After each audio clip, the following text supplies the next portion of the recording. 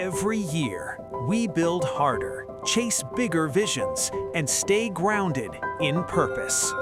This is Autobot Off-Road, fueled by God, driven by passion, and strengthened by the people who believe in us.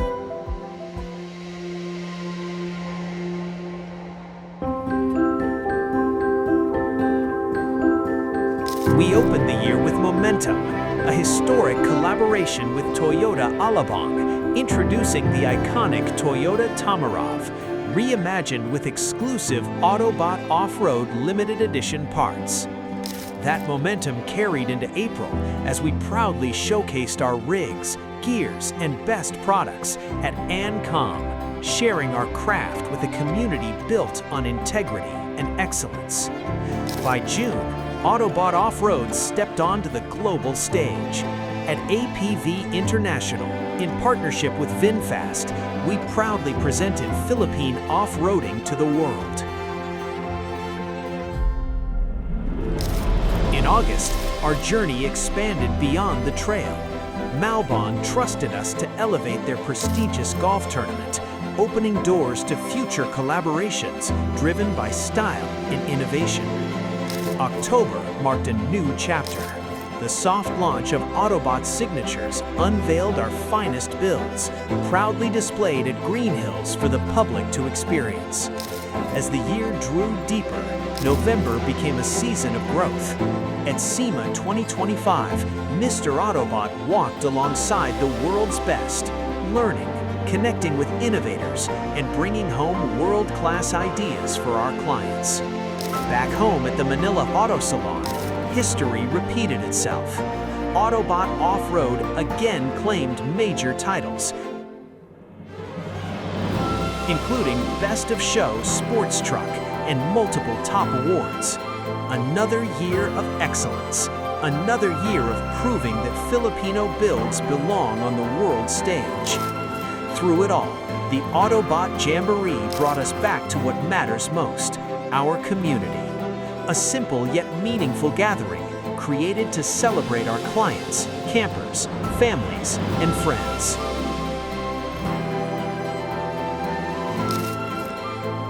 We closed the year strong at the B2B Car Show, showcasing over 15 rigs and empowering our clients to compete, stand out, and shine. But beyond the trophies, collaborations, and milestones, it's the people behind Autobot who make everything possible. Our builders, our creatives, our staff, and the clients who continue to trust us year after year.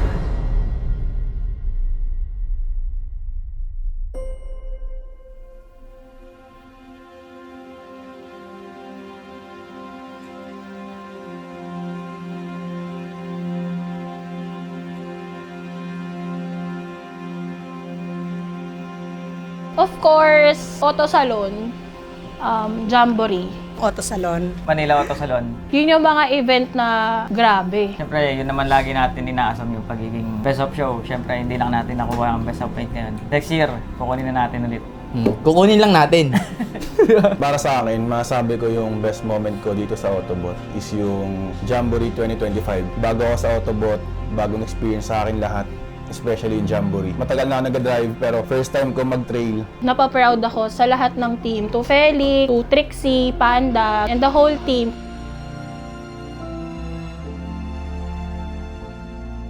Pinagpapasalamat ko ngayong taon kung sino-sino man yung mga nakasama namin through the start of the year. Tulong-tulong tayo. Pero pinaka-importante doon, natawid natin ang lahat ng yun because of the teamwork that we had and the continued dedication that we give to Autobot Off-Road.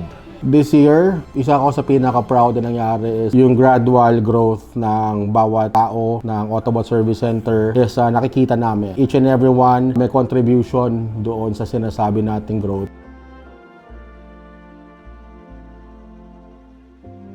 Siyempre, Sige. sino ba naman di magiging proud na party ka ng Autobot, di ba? Autobot yun eh. Kailangan proud na proud ka talaga kasi kahit sa mong nakikita may Autobot na mga gawa nyo, di ba? Nakaka-proud yun. Babatiin ka lang ng customer, iisip mo, sino kaya to? Sobrang dami nyo nang ginawa, di mo na kilala. Pero binabati ka, yun yung nakaka-proud dun, di ba? Sa kabila ng mga struggle na kinakaharap namin ngayon, is pinapakita pa rin namin na strong kami and then kaya namin makapagsabayan sa lahat. This year, proud ako na part ako ng Autobot kasi sa mga taong kasama ko, yung mga nakasama ko with the past events, proud ako and happy ako na sila yung kasama ko, sila yung nag-guide sa akin. Sama-sama kaming nahirapan, sama-sama din tayong sumigaw nung nanalo tayo sa Auto Salon. Ang message ko lang talaga sa Autobot, mahalin mo yung tao mo kasi mamahalin ka rin nilang pabalik.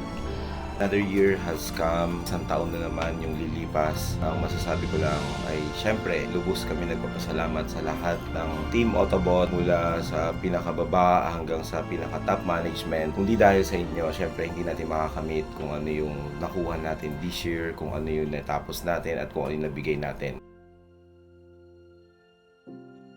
I am a very, alam niyo yun, I'm a very tough leader. Takot kayo pag dumarating na ako, but it is because I am a perfectionist. Pagpasensyahan niyo na ako doon, but with that, you will also learn a lot. And I see that you guys are learning a lot. And I also am learning from you guys. So from all of us here at Autobot Off-Road, we would like to thank everyone for supporting us for a very solid 2025. And we send these greetings from our hearts. A very Merry Christmas to all, and may everyone have a prosperous 2026. Sa lahat ng mga katrabaho ko, to all my colleagues, my co-workers here in Autobot, sincerely, we may have disagreements, we may have that ups and downs, magtampo man kayo sa akin minsan, nagtatampo kayo sa akin minsan, that is just part of being a family. Salamat kay Lord for putting me here, and pinagsama-sama tayo. I'm very blessed to be working with you, sharing these celebrations, battles. I am very honored and I'm very proud. Kakasama tayo. More blessings is about to come. I hope hanggang sa pinakadulo, magkakasama-sama pa rin tayo. Merry Christmas to my Autobot family.